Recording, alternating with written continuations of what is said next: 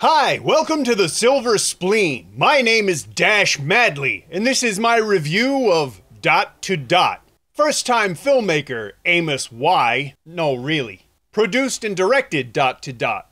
It tells two stories about people in Hong Kong and the lives they lead. Moses Chan plays Chung, a fairly typical Hong Konger, who works long hours in a job he appears to like. But his real passion in life is slow living, with a capital S and L. A lifestyle that's about taking your time and appreciating things, as opposed to the rampant consumerism so prevalent in Hong Kong. He has a collection of toys and magazines and other mementos saved from his childhood, and would much rather spend time alone with his stuff than talking to his friends. Which can really be a problem when you've invited your friends over to your place to hang out. He also has another hobby. He marks up MTR stations with these arcane dot patterns and waits to see if somebody can figure out what the pictures outlined by the dots are. Meng plays Shui, a teacher from mainland China who's come to Hong Kong to teach Mandarin. She's a third-generation teacher, and she's the kind of new immigrant that we don't hear much about. Yes, she's from mainland China, but she's educated,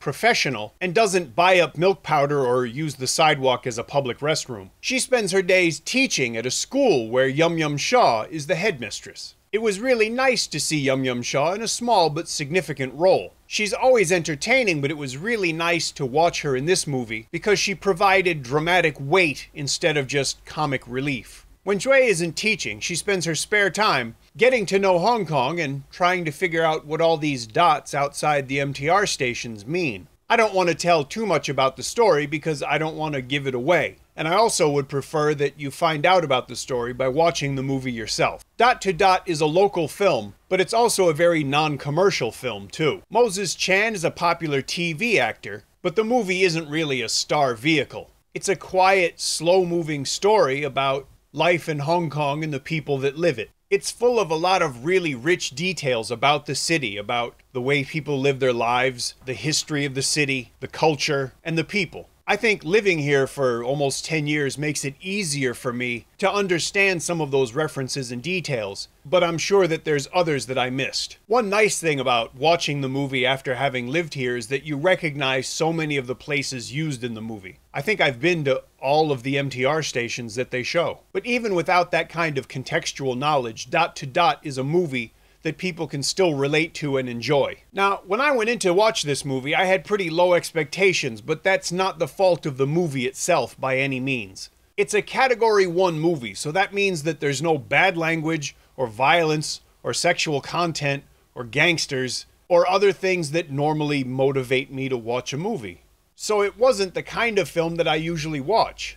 It's also an independent production, and that can be a good or a bad thing. Sometimes independent movies do things that mainstream movies can't or won't do, and those things can be really interesting. Often, though, independent movies do things that aren't done in the mainstream because it makes the movie difficult or impossible to watch, at least for me. But Dot to Dot isn't like that. It is a slow, sort of quiet movie, but I really enjoyed it. It's very well shot, it's very well acted, and it's put together very nicely. It's a very easy film to watch, even for me, who usually has no attention span.